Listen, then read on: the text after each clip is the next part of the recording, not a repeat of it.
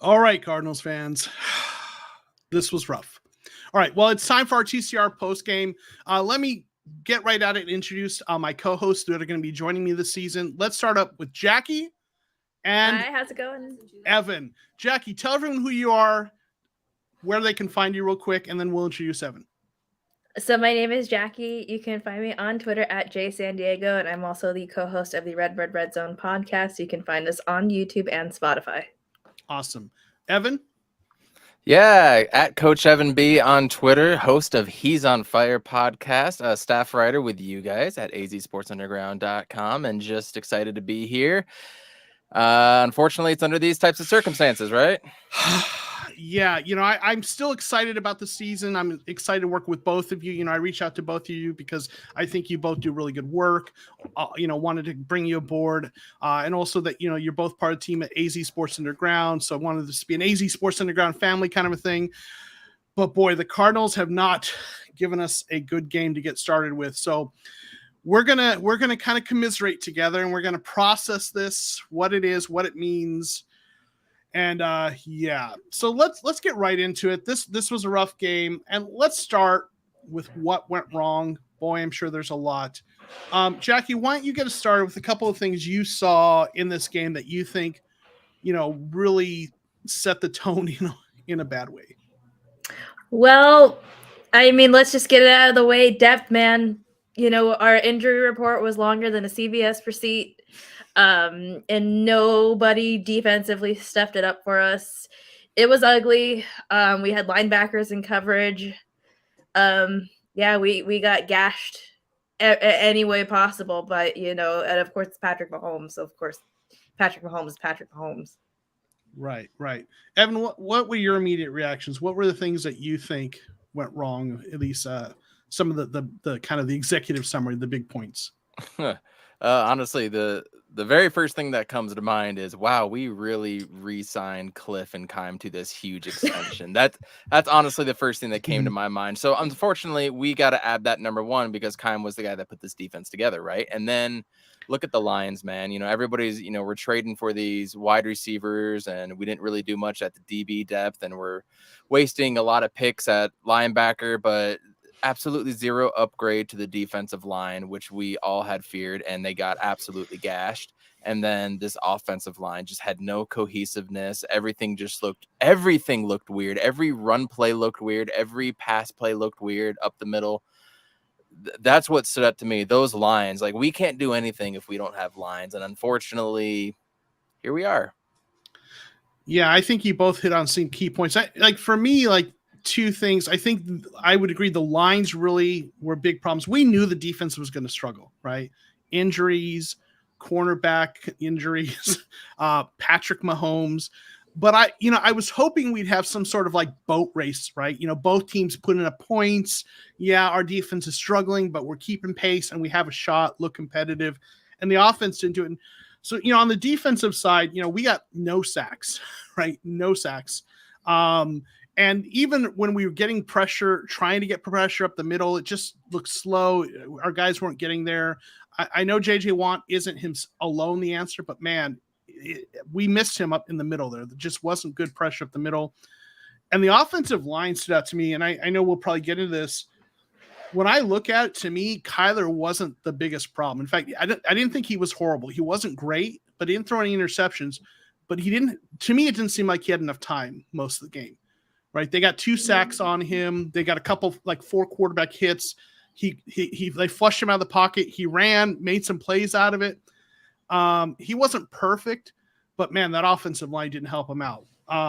So anything you guys want to add to that? Any thoughts on that? Yeah, 54 yards of rushing between Eno Benjamin and James Conner. Absolutely no run game. Didn't see Max Williams out there trying to block once where we had a 2 tight end set or something like that to try to run or establish absolutely anything. So that absolutely affected everything. And we can go to play calling. We can do all that. Kyler Murray seemed to run himself into some sacks as well, which we've kind of seen over the past few years, but no run game. Didn't try to establish anything. And then Greg Dortch, 7 receptions. He was our leader. Yikes. Yeah. Jackie, anything else you want to throw in on that? Yeah, I feel like we try to establish this run game a little too late. It's pretty interesting that we trade for Hollywood Brown, and a lot of our receptions went to Greg Dortch. And yeah, I would agree with you that Kyler wasn't the problem. But, you know, like you said, the offensive line didn't give him a lot of time. So a lot of his little blunders, he was having to make some quick decisions that were the wrong decisions. And also just the lack of depth at receiver. You would think that Trey McBride would have been out there, but he was a healthy scratch. Yeah. Real quick, I want to do a shout out to MGO, who's got a super chat. Thank you so much. And I have this when there's a super chat, I always like to toast the super chatters. I don't know how to rate K1's performance. You know, that's tough. You wanted more out of him, but again, I mean, he didn't throw any interceptions. You know, he wasn't perfect. But you know, I'd rate his performance as not the biggest problem. So like I said, so yeah, I don't know. So, you know, so let's get into the defense a little bit more. Like the cornerbacks were the concern coming in, right? Because Mullen wasn't healthy. We weren't sure if Byron Murphy was going to be there. Antonio Hamilton's out. You know, Murphy ended up playing. Did you guys think that the cornerbacks were as bad as we feared they were? Were they a big part of the problem, or was it somewhere else? Jackie, let's start with you. Absolutely, they were a part of the problem. Byron Murphy, I don't know if it's the health thing. He looked horrible. Marco Wilson, you know, he still looks like a rookie out there. So, you know, you're having to play a lot of or your safeties have to play a lot of coverage that's how bad it was to help your corners.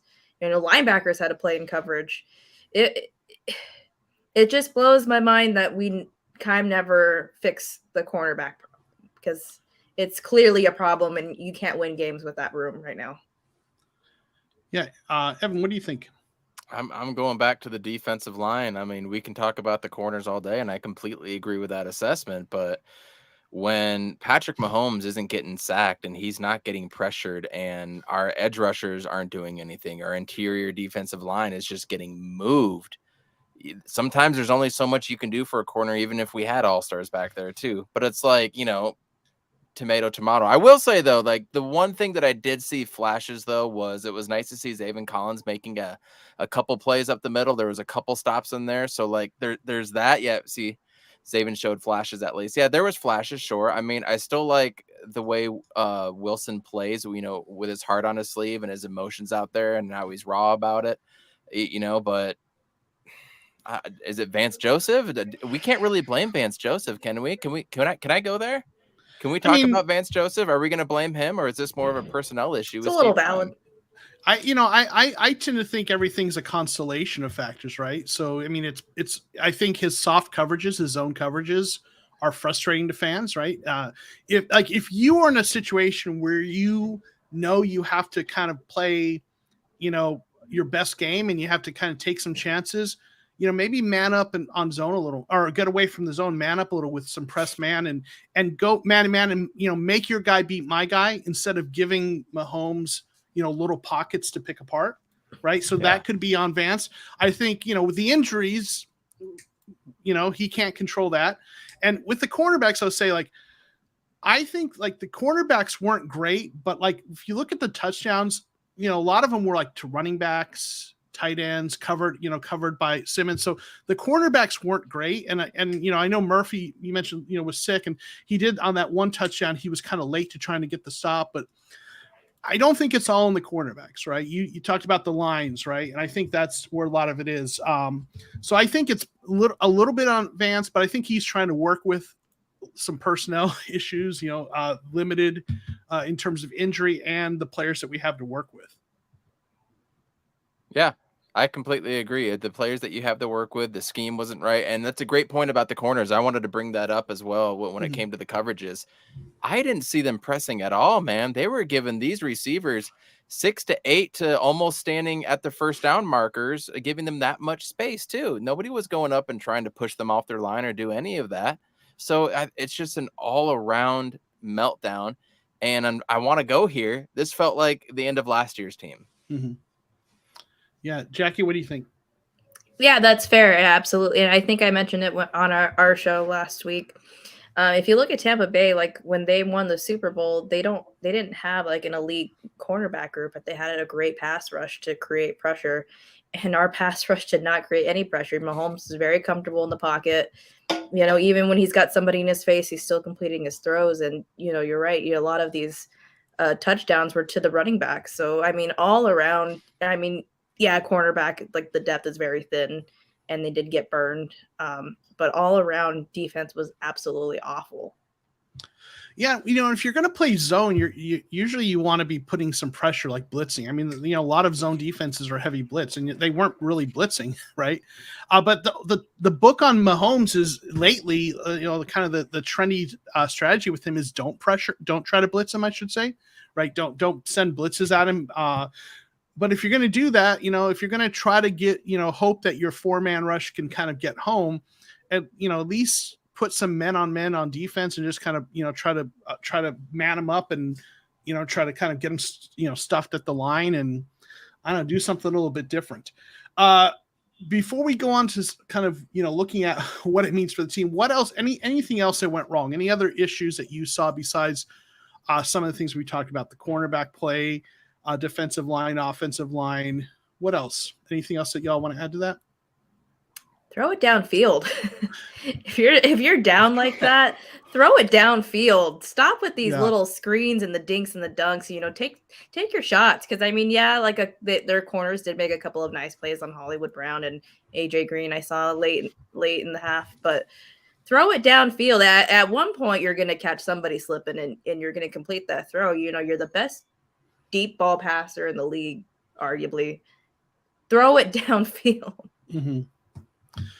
Yeah. What about the tight ends? They weren't part of the game till late, right? Yeah, and garbage time. Yeah.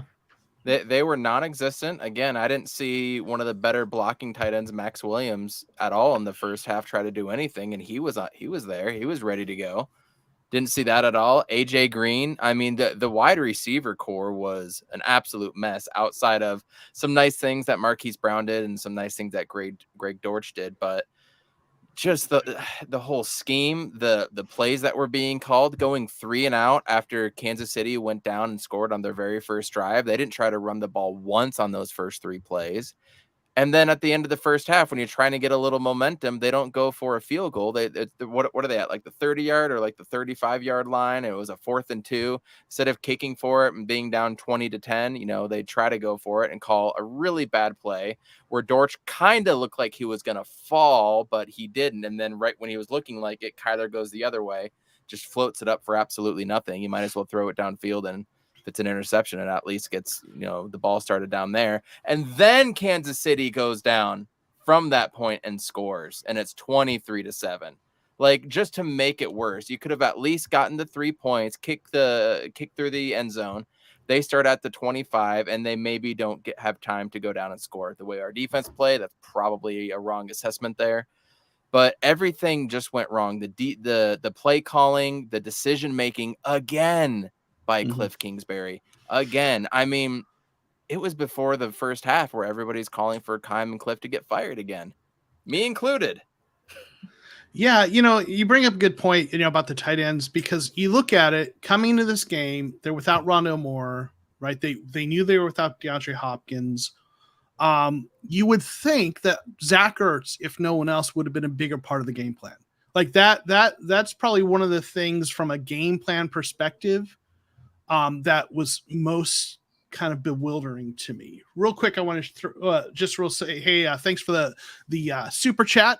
Lecky Fotu and Zach Allen. Well, Zach Allen almost had a sack there. I think Zach Allen's actually a solid player. He just needs to be healthy. Lecky Fotu has not been what they hoped he would have been. So he was, he wasn't. I don't think he might have been in garbage time. I didn't see him out there.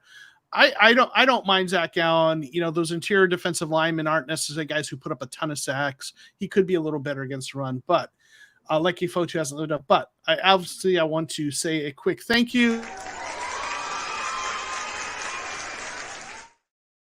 for the super chat and the support of the channel.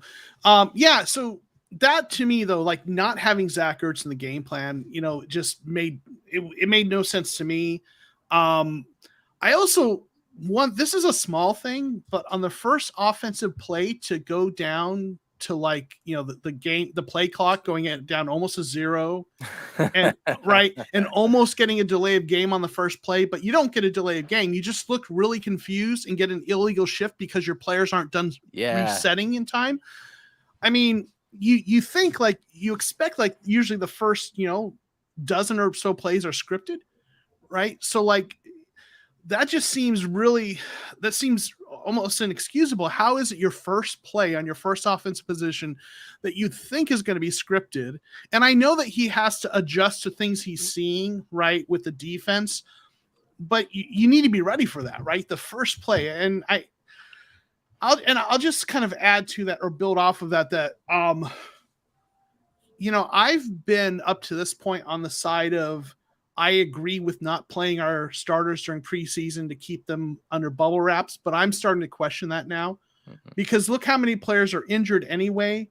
And look at how rusty our team came out. The Rams, you saw it with them. They do the same thing and they got blown out by a good team as well. Man.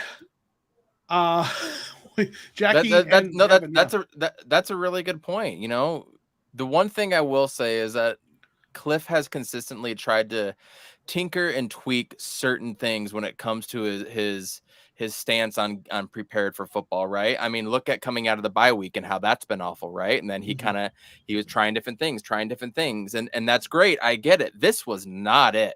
Not having any of your guys take one single snap together in a meaningful preseason game was a complete utter failure on that part, in my personal opinion, especially looking after the fact. Like, you can Monday morning quarterback all you like, but look at our injuries now. I didn't see any point to that now. At least have them suited up. At least have them go an offensive drive each single game. You don't play the third game, fine. Nobody's going to say anything about that, but not a single one until you're facing that Chiefs defense, who, by the way, was one of the worst defenses last year. Lose Tyrann Mathieu, and those guys, those old guys that couldn't do anything last year, all of a sudden look like absolute world beaters against us. And Cliff Kingsbury, he's having his press conference right now. You guys know what he said? Is anybody paying attention? Gotta give it to them.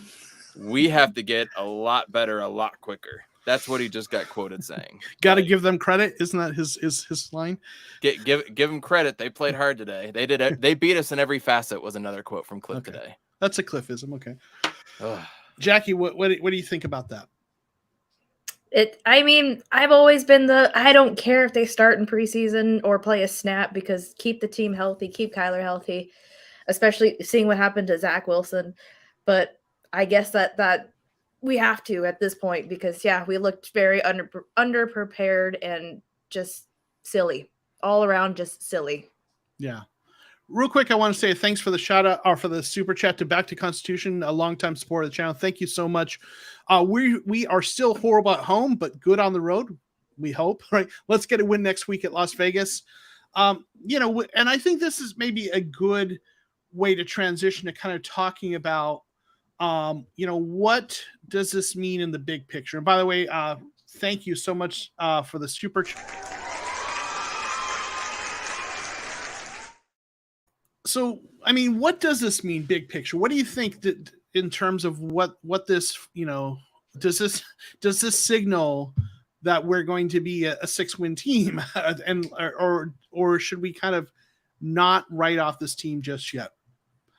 Jackie, I'll let you get started. What do you think? What does this game mean, big picture? It's the Chiefs. It's Patrick Mahomes. So, I'm okay with losing to the Chiefs and Patrick Mahomes versus maybe the Giants or some, another team like that. But, you got to come out swinging against these powerhouse teams if you're going to be taken serious as a competitor. And we didn't even look relatively competitive at all.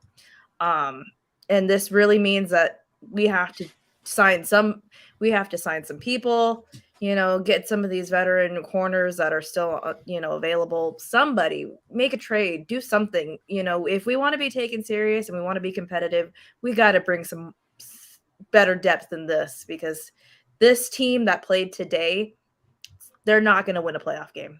They will be lucky to even make the playoffs. Real quick before we throw it to Evan, Brian showing us some love. We're the only positive thing today. Thank you, Brian. We appreciate you. Glad you could hang out with us. Evan, what do you think? Big picture. Last year in week 1, the Green Bay Packers lost to the New Orleans Saints 38-3. And everybody wrote them off. And that was the weird game. I think that was the one that was like played in Jacksonville because of flooding or a hurricane or something like that. So that was kind of a weird one. And then they rail off 8 out of the next 9 wins, including obviously us in that Thursday night game. So obviously, it doesn't mean anything. In football, you will always get better from week 1 to week 2. You almost like doubly get better. Like that's just a consistent theme in college and pro and everything. You should, in theory, get better. Unfortunately, to me, I'm just not a believer in our leadership. And that includes players and that includes the coaching staff as well, too. So I don't know if they are going to get I don't know if they're going to get so much better that they can go out and beat the Raiders in Vegas next week, especially with Chandler Jones and our offensive line issues. That's going to be his 5-sack game of the year, and then he'll go off and get 7 only for the rest of the year. But silver lining, it is only week 1, and I'd rather get gut punched and hit in the mouth this week than in week 16 or week 17. And then you hope to rebound in the playoffs like we did. So you know what? Let's see what this team has. Let's give them another chance. Maybe they do come out next week and this puts a fire under their ass, right? Yeah. Maybe Cliff did take it too easy on them. Maybe they all realize that, that could happen. Why not? I could absolutely see that happen. Look at all the things that happened in the NFL today. Like today was one of the most insane opening weekends of NFL football that I can remember. All the kicks being missed, Bears beating the 49ers, like a lot of weird thing happened, which again, and unfortunately on that note, with the Bears winning, do you think Roquan Smith would be available now? Probably not. Just saying for trade wise. And to Jackie, to your point, Sheldon Richardson is still out there, defensive tackle. Joe Hayden is still out there, defensive back. Those are 2 guys that would probably start on this team right now. So let's see if Keim does something, if he's reactionary. I would bet that he does nothing. What do you guys think? You think Keim actually makes a move? I don't think he does. He didn't so far. Why would he now? Well, I don't know. I mean, like he's been one who's made. He traded for Ertz last year, right? He does make moves. Kenyon Drake 2 years ago, sure. Yeah, I don't know. Sorry, I jumped in there, Jackie. What do you think? I mean, he makes moves when injury happens. Not necessarily after blowout losses like this. And I feel like he's kind of stubborn, like this. He tends to die on a hill, so he might die on this hill until we lose a very key, player. Really good point. Yeah, I don't think he would make a move based on this in terms of a big trade. I think he might make a move, but let me, you brought up, a point about week 1, Evan, and teams that, kind of start out bad, but turn it around. Let me give a much more close to home example. Last year, week 1, a team called the Arizona Cardinals blew out a team called the Tennessee Titans 38-13. And a lot of people were writing out the Titans, and they went on to finish and win their division at 12-5. I'm not saying we're going to do that, but think about how, because we watched that game as Cardinals fans, think about how bad those Titans looked. Right, we blew them out at a level that was comparable. I know the Chiefs put up more points on us, but like we manhandled them, right? Made them look really bad, and people would have looked at that team and said, "How's that team going to win more than 5 games?" Right, as bad as they looked. But like, variance from week to week is very high in the NFL, especially after week 1, right? Teams come out, look bad sometimes. So for me, in the big picture, I'm not bailing on the team yet in terms of my hopes of them being a playoff team. I want to see what they look like 4 games in, right? And then 8 games in. But I will say this, going into this, kind of expected the defense to struggle.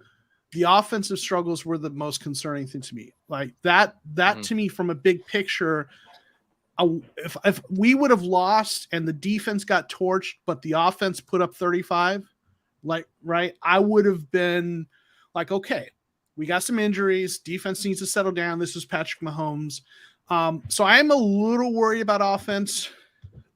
The offensive line missed Justin Pugh, had Sean Harlow starting. Aside from that, they were intact with Rodney Hudson, who I think is the most important person, in terms of that. And even, an offensive line that's missing, maybe playing one backup, should be able to perform better, right, than that. So I am a little concerned, but, they're going to get 1 or 2 of those cornerbacks back, right? Mullen and or Hamilton. I think when they get those guys back, I'm going to feel a little better about that cornerback room. I will say, though, Isaiah Simmons didn't look great. And that was concerning too, right? He struggled a bit. So for me, big picture, I'm not panicking yet, but the fact that the offense struggled concerned me. If I'm having a silver lining, it's that Kyler didn't look horrible. Kyler wasn't the problem. If the offensive line can give him more time, I think the offense will be okay. But there's some concerns. There's some concerns. And I did forget to mention that I saw Rodney Hudson getting beaten quite a few times as well too. So I question his want and desire to play the game in football at this point. And you're looking at 2 or 3 years in a row where there was questions about him returning to the team that he's on, whether it was the Raiders or the Cardinals, whether it's for, I don't want to play for this team, trade me, or I don't even want to play football anymore. And also did nothing to improve that depth either at the center position in case something like this happened. So he didn't look good to me. Right tackle Kelvin Beachum didn't look great. Didn't notice Humphreys giving up too much. I think he was the only one that actually stood out because I didn't notice him. So correct me if I'm wrong there. He didn't stand out to me in a bad way. I'll be checking those PFF grades tomorrow. You can bet. Ooh, please, tweet those out, baby. Yeah. I usually I'll try to get those out. So yeah, that's interesting. That I'll be interested to see that. Any other big picture thoughts on this team? So I'm sorry. No. I was just trying to think because, like you said, Kyler didn't look bad. So I'm just glad that, he didn't have a terrible game to start the season with, especially with all the criticism he faced. So our quarterback being the least of our concerns is good to go into week 2 with. If Kyler had thrown up 3 interceptions and it was like this, then there'd be even more to be worried about. So I'll definitely take that. And one more thing. Yeah. What if going into a hostile environment on the road actually can bring them together, right? We're a better road team than a home team. Here's hoping. Yeah. The Raiders lost today to a good team, right? I believe I'm pretty sure they lost when it was all said and done to the Chargers. So, so here's hoping that, we can get in there and turn it around.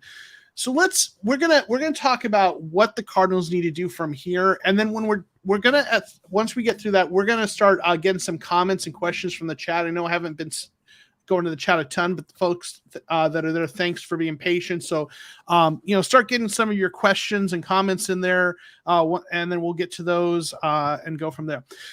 So, Evan, we'll start with you this time. Where do you think the Cardinals need to go from here in terms of what they need to do to try to, get things righted? So unfortunately, we don't have the luxury of being inside the facility, and we can talk about scheme or, development, whatever it may be that they need to pinpoint. But after looking at the effort today and seeing the body language on the sidelines, the body language of the defense, these dudes just need to look into themselves and be like, do we want this? Do we want to come together and rally, or is this it? Right. So to me, The Cardinals need to look internally at themselves and decide if they want to show up and play. And again, being on the road, being together could help. Look, I mean, the past 2 seasons we've opened up on the road, Tennessee last year and San Francisco the COVID year, when that was a really big game, and we won those games. And then last year we almost blew our first home game to the Vikings, right? We almost blew that game. So anything can happen. Don't write it off yet.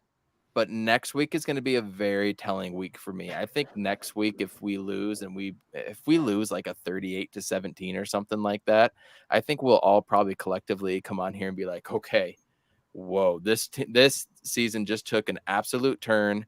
Where are we going to go from here? Because there's going to be quite a few roads. Are we going to do fire sale season? Are we going to look to actually try to improve and start making trades and save the season? They just need to look inside themselves right now and go out and give the effort. Because if they do lose 30-29 on a fluke play or a bad call or something, that's going to be different than getting blown out, right? 100%. Yeah, absolutely. Jackie, where do you think they need to go from here? Well, I don't trust that we're going to sign anybody big and difference making from now until next week. So like what Evan was saying, you got to look inside yourself and figure out what kind of team you want to be this year. I was saying it last year, like when we started to have our collapse, like, do you want to stay in this and fight, or do you want to roll over and die? And so I'm hoping that it's too early to roll over and die right now. It's still a little hard to figure out what kind of team Las Vegas is, because they did make some big upgrades, but historically they have, like the last couple of years, they haven't been very good. So I don't see us getting blown out, but if we do get blown out, that's cause for major concern.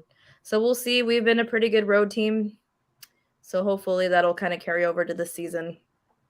But man, we just need to pull it together. I don't know if leadership needs to step up, somebody needs to step up. Cliff needs to start scheming up some better plays, because we can't go on like this week to week. Yeah. I think I think the first thing they need to do is look at the cornerback situation and first figure out, okay, who are we going to have back? Because if they can get Trayvon Mullen and or Antonio Hamilton back and Murphy's there, I feel better about that. If they get them both back and we don't have to see Wilson starting, I feel much better about that. But if they're not going to have at least one of those guys back, and they're going into next week with, Wilson, Murphy, right, as your starters, then they need to look at bringing someone in and, signing Alfred or Hayden to start. And, a lot of people wondered why they didn't sign a cornerback before the game. And I think this is why some people have talked about this. Brian saying Keim is waiting after week 1 to sign so they can pay people week to week, no guaranteed salary. I know fans aren't that's not very satisfying answer to fans who are like, get us someone. But, devil's advocate or here's the thing you need to kind of remember. They have 5 cornerbacks, not including the practice squad guys like Whitaker, that they have kind of as guys they want to have this year. And this team doesn't keep more than 5 cornerbacks. In fact, most years they like to go into the season with 4, right? So Murphy, Wilson, Hamilton, Mullen, and Christian Matthew, right? So if they sign someone, like if they had signed someone before the game or before the game, that person's contract would have been guaranteed all season, and they can't go game to game. And then you're like, okay, which of those 5 guys do you want to cut to get down to 5 when everyone's back? Because you've got this guy who's guaranteed. Now, some might have someone that they're willing to do that with, right? I do like having those 5 guys in the roster. I don't want to get rid of any of them, to be honest. But if you sign someone now, you can go week to week with them. So some might not agree with that, and that's okay. And we got someone, a spammer. Let's block that person. So, and I understand if someone doesn't agree with that approach, and that's totally fair. But with that aside, I do think they need to make sure that they have another cornerback starting besides Wilson going into this next game, whether it's a healthy Mullen, a healthy Hamilton, or they sign someone now that we're into the season. Anything you want to add to that or thoughts on that? Robert Alford would be great. Just saying. Yeah. He knows the scheme. He does, yeah. So that's that's interesting. Interesting thought. I do think, man, I'd like to see them get the tight ends in the game plan more too. Evan, you look like you had something you want to jump in with there. Remember the very first game against the Lions way back when, the very first tie with Cliff and Kyler. That whole preseason, they were, throwing everything out there so that the Lions knew exactly what was coming, and they stopped it, and then they were able to kind of change some things around and do it. And then it just looks like Cliff is holding back or something. He's again trying to get too cute. And I always on Twitter, you'll see me say cute college coach Cliff Kingsbury, and I spell it with all K's right there. And he's trying to get too cute, man. Just go out there and be the offensive genius that you're supposed to be and go downfield. Like Jackie said at the beginning, go downfield, use these weapons that you have and put them in places where they're going to succeed. That first year we had DeAndre Hopkins. Didn't he have like 38 routes and they were all between 1 and 12 or 15 yards on the left side of the field? Like things like that. So they tried motion today. Yeah, exactly. They tried motion today. And how many times was the guy coming across right in front of Cliff or right in front of Kyler, and it looked like the ball was going to him and he either had to speed up or he had to like stop for a quick second. Like nothing was in sync, man. Nothing was in sync. Even the pre-snap motion, which is what you said on the very first play. So all in all of this, in my opinion, is on coaching. And Cliff needs to step up with everything, top to bottom, man. Yeah, that makes sense. Real quick, I want to say, again, a thank you and a shout out for the super chat to Rafael Castillo. Fix the trenches. Look at the best teams in years past that make it to the Super Bowl and even win the bowl. The name of the game is to get to their quarterback and protect ours. We've kind of been talking about the lines, right? To me, in fact, for me, the offensive line was the biggest problem. I know the defense looked bad, but like think about if like we had kept those drives going and scored. Like they might have scored 1 or 2 fewer touchdowns if we actually just kept drives going, right? And didn't give them all that time of possession. If our offense kept it going, that would have been a big deal. And then obviously our defensive line. In fact, first let me do the real quick thank you for the super chat. This is great because it really points to kind of the next thing I was going to say is, and I think from what we talked about, I think we probably all agree with this. They should try to pick up someone in terms of interior defensive line help. I'm not for getting another edge rusher. I know our edge rushers weren't great, but we got so many guys on the edge, and I want to work those guys in. Some of our younger guys, but that interior pass rush needs some help. Now, if JJ Watt is back, that will help. But, names like Sheldon Richardson have been mentioned out there, and Ndamukong Suh, get someone who's going to give a little juice and a little thrust and a little energy and a little something on the interior defensive line to make those quarterbacks, like Patrick Mahomes, not as comfortable on the interior. So I think that's one move. Cornerback, figure out how to have at least one guy who isn't Marco Wilson starting, one more guy. But I think I would like to see them consider adding someone on the interior defensive line from outside of the building. What do you all think about that? Well, this kind of goes back to a new philosophy I think Steve Keim and Bidwell were trying to do. Mm-hmm. They always are bringing in an Ndamukong Suh type of player or something, Corey Peters, right, trying to fill those roles. And then these young players would not get a chance to develop. So with that being said, are they just trying to see what they have and they're ready to roll with whatever it is and let these guys make mistakes, let them develop? Legitimate question. Do you think this is what their philosophy is going forward? And for hell or high water, this is our team? I think their philosophy, big picture, is that they realize it's a league where offense is king. They're going to invest more heavily in the offensive side of the ball, and they're going to try to build a defense that has a couple stars, guys like our safeties and a few other players, but they're going to try to build it through the draft, and they want to get those guys out there. They want to get their feet wet, and the hope is later in the season they'll be good to go.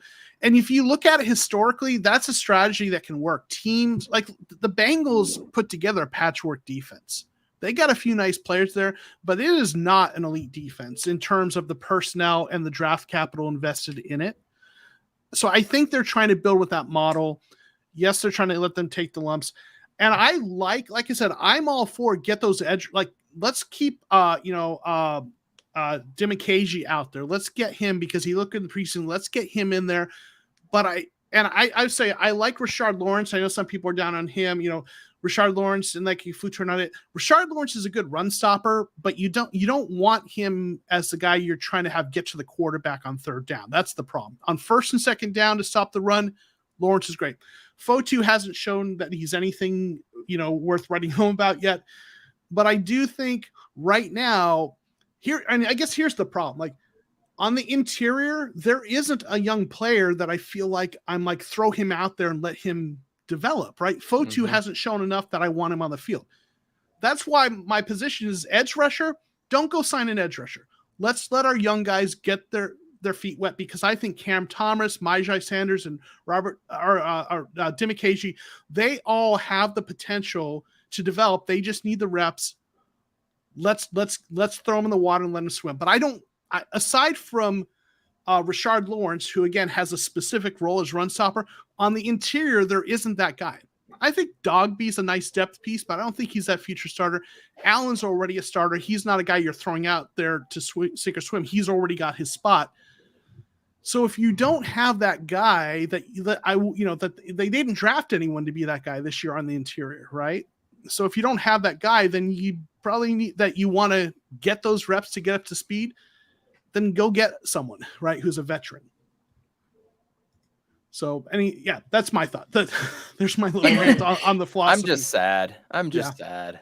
This sucks. I'm just sad. Yeah.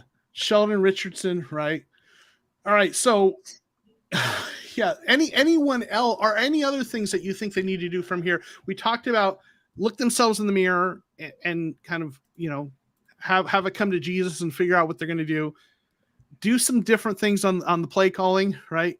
Whatever that means. Their fourth down play call, a couple of them weren't great. You mentioned those earlier. Address cornerback, whether it's someone being healthy or bringing someone in. Address interior defensive line by bringing someone in. Is there anything else that either of you would say that this team should do moving forward to right the course? Maybe spread the ball around a little bit, because like I said, he went to Dortch a lot, and he did have a really good game. I was actually pleasantly surprised with Greg Dortch. But you trade for Hollywood Brown, and then you have Andy Isabella just kind of sitting there, and like I said earlier, like throw the ball deep, like let him go out and try to burn somebody. Why not? Especially in a game like this where clearly nothing's working. So just try some different looks. Real quick, something just came up on the timeline. You know how Marco Wilson limped off towards the end. He said he's fine right now. It's just something minor, but obviously we'll see how that goes throughout the week. So that's a good sign. I do want to pinpoint one good thing that did happen, or that I saw. And that was Budda Baker and Jalen Thompson flying over the field again. Now it was because we were obviously they had to. They were the last ditch effort because nobody else wanted to do it to do anything. So these guys had to do it. But it does show that putting some money into both of those players was one of the better moves that Keim made. Budda Baker with 13? Yeah, he had 13 tackles today, 7 solo. Jalen Thompson had 9. All of them were solo. Marco Wilson did have 2 pass defenses, and nobody else on the team did, for what it's worth. And Dennis Gardeck, I saw him getting in there and trying to get to Patrick Mahomes. He was the one I saw consistently trying to get there with the Thor hair looking out. So shout out to Budda. Shout out to Jalen Thompson. Interesting stat. Zaven Collins, 7 tackles, 4 for solo. So there you are. We didn't see Nick Vigil in there like I kind of suspected. I suspected they were going to have Zaven be playing in like the second half, and Nick Vigil was going to be the guy starting. So at least they didn't do that. Yeah. And I will say, like, they got 6 quarterback hits. Gardeck got 1 of them. Zach Allen got 2 of them. Demikaji got 1. Marcus Golden got 2. No sacks. But yeah. So we're gonna go to the comments and questions in the chat. If you got some comments or questions, get them in there. I know you all have been talking in the chat for the whole time, but we're gonna start looking to there. So get your comments in there, and we'll go for a few more minutes, and then put a wrap on this thing. All right, so we've got Mark saying Kyler didn't have time to let a play develop, and you know. I'd like to see them go deep, but as you're saying, Jackie, one of the things that was in my head is like, man, but you got to have time to do that, right? So, and that the offensive line has to give them time so he can do that. But they didn't spread it around. Also, to your point, though, right? So, you know, that's certainly a concern. Robert Moore saying utilize dual tight end sets. Max Williams was a freak last year. Double that up on certain downs. I mean, if you are missing all of your or so many of your receivers, go with the double tight end sets and have an offensive game plan where the defense isn't sure if you're going to run or pass to the tight ends because you've got capable tight ends. So get those two tight ends in there and go back and forth between running it up the gut and throwing it to those tight ends and keep the defense on the heels. You know, it's all that kind of misdirection and kind of, you know, get them guessing, right? So yeah, until we get Hopkins back, might as well take advantage of those tight ends, the best tight end room we've seen ever in the Cardinals' time in Arizona. Wow. Yeah. Yeah. Best tight end room we've ever had. Mm-hmm. And they were crickets today. And it's mostly not even their fault. Yeah. Right. So it's a game plan thing, right? Anything you want to add to that, Jackie? Yeah. I mean, I was very critical of drafting Trey McBride in the second round. So for us to just him being a healthy scratch when he was drafted so high, like, come on, what are we doing? And Jai Sanders too. Like, we draft these guys pretty high and they're healthy scratches. Like, come on, what are we doing? I'll answer that. I'll answer that. Okay, yeah. We're letting Steve Keim draft is what we're doing. Yes, exactly. I'm like, why? Why? I'm going to defend the healthy scratch just a little bit, okay? And I know this isn't a popular opinion. Historically, tight ends take a year or so to be really ready to contribute, with the exception of some rare, like, generational talents like, you know, Kyle Pitts. And they had Ertz and Max healthy, and clearly tight end wasn't a big part of the offensive game plan, which it should have been. I would agree with that, but I think they were only going to have 3 tight ends active, and only 2 of them were going to be on the field, and the third one, Steven Anderson, is more of a special teams contributor than McBride. So I think if they had McBride active, he was going to be sitting on the bench, and they wanted to go with the guy who's going to be more of a special teams contributor. And I know some people say, well, you know, if your second round pick isn't playing, that's a wasted pick. I don't agree with that, especially with a tight end, because like I said, you usually need to give them at least a half a season, if not a season. They were drafting him for the future. If you want to say they shouldn't have taken a tight end in the second round for that reason, I will certainly say that's a fair point. But having a healthy scratch on McBride, to me, with the way tight end is and how it takes time to develop in the NFL, that particular doesn't bug me that they had a healthy scratch in the situation. But if you want to argue that they shouldn't have taken him, if that was the plan, then that I won't disagree with. Keenan's saying we had so many holes. McBride was a luxury pick, and I agree, he was a luxury pick. My hope is that 2 years from now, we're going to love him as our starting tight end, and we're all going to look back on it like the way Suns fans look back on how they booed Dan Marley when he was drafted, kind of a thing. You're like, it's like, you know what? We're glad we have him now. We didn't like it at the moment. But again, I know I'm the guy who preaches patience, and there's a point where you have to kind of start saying enough is enough with patience. But listen, I mean, you know, they didn't use the 2 tight ends that they had on the field, so might as well have a guy active who's going to be more of a special teams. Let's see. Now, let's get to some more of the comments. Eno looked good in some garbage time, yes, but looks like a good change of pace. He's got some fluidity to him.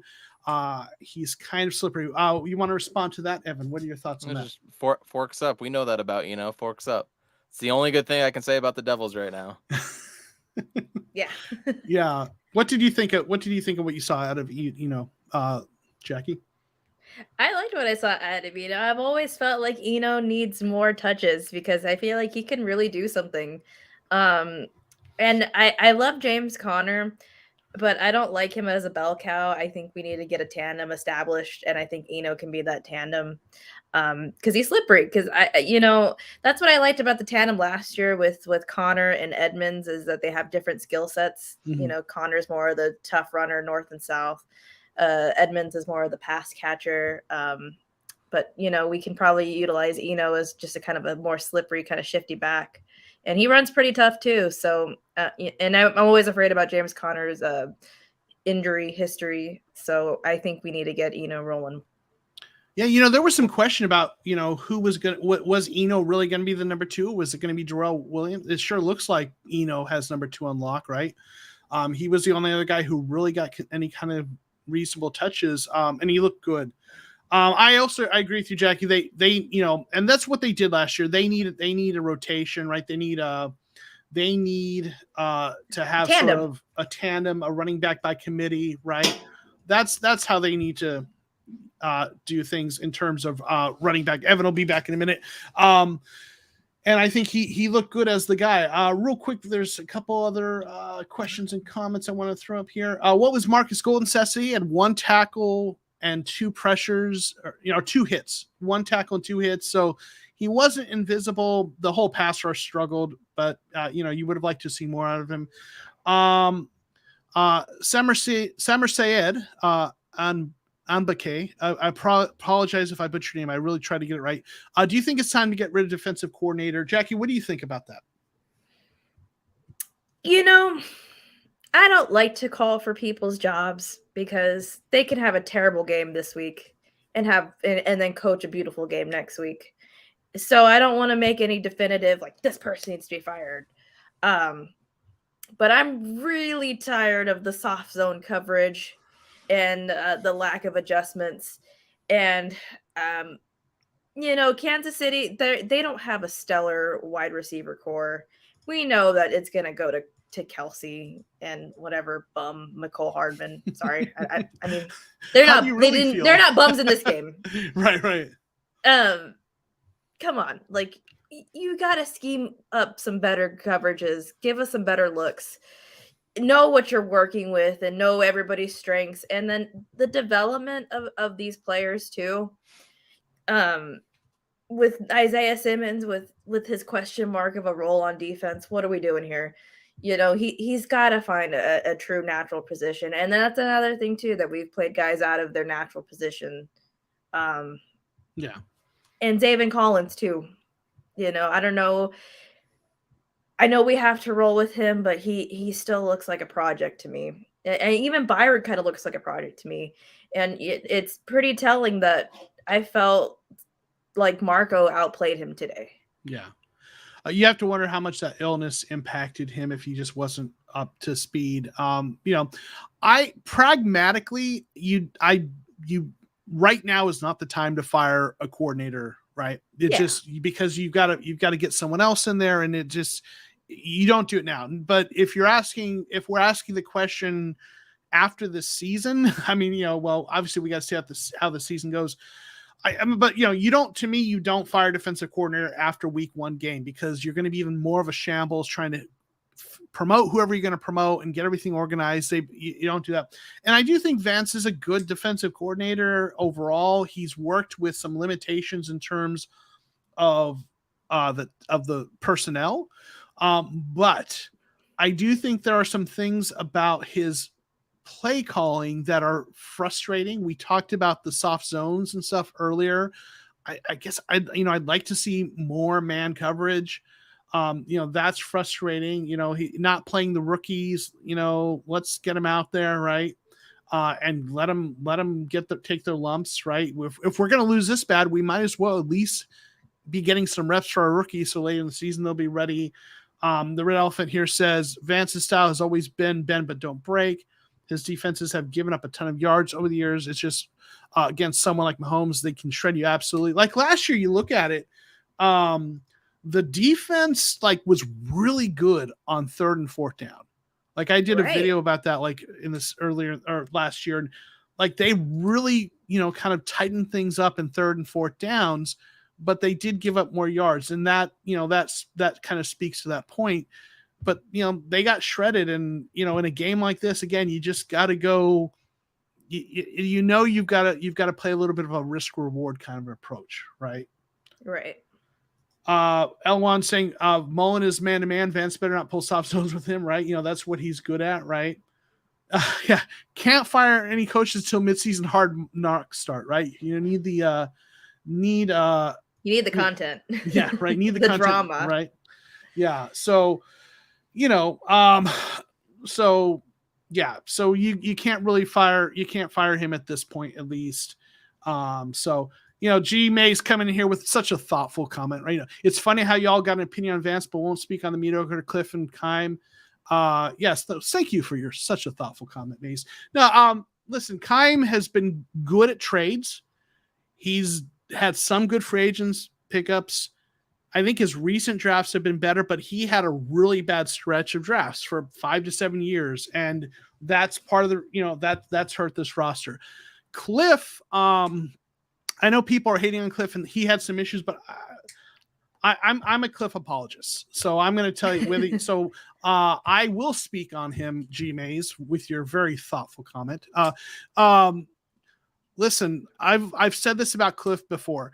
He's taking his lumps, but this team, at least up to this point, has improved every year in terms of their record. He is smart. He works hard, and he has been making adjustments, but he does need to keep growing. He's a young coach.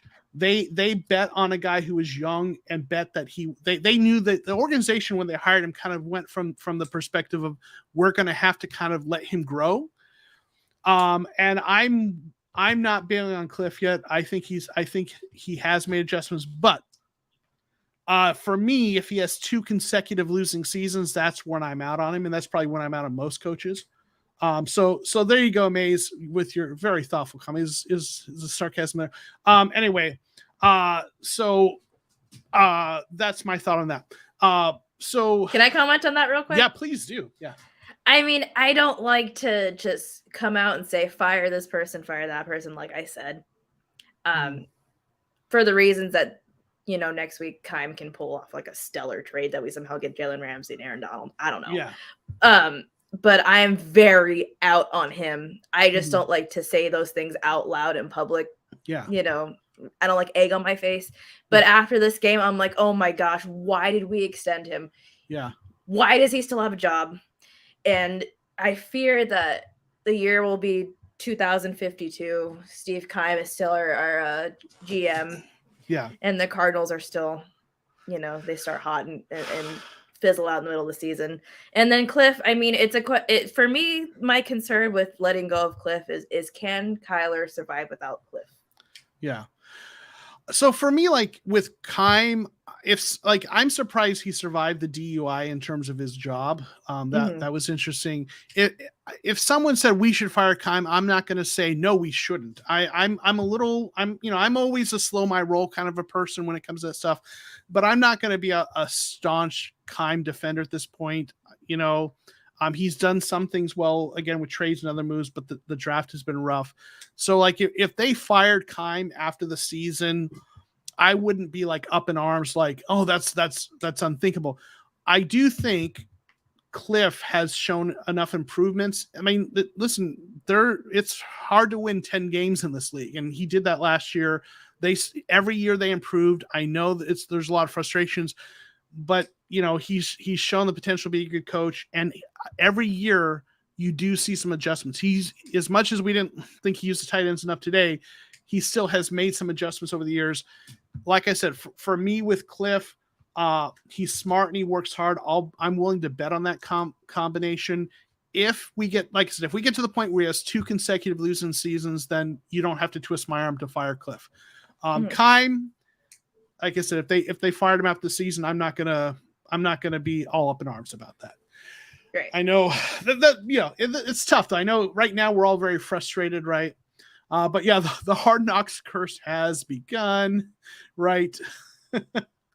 So it's funny because like I kind of I'm one of those people who I just like to push back on kind of like narratives and cliches and things that are kind of flawed. And the thing with Hard Knocks is people say there's this curse on Hard Knocks, but you also have to remember to qualify as a Hard Knocks team for the regular Hard Knocks, you can't have been in the playoffs for like the last couple of years.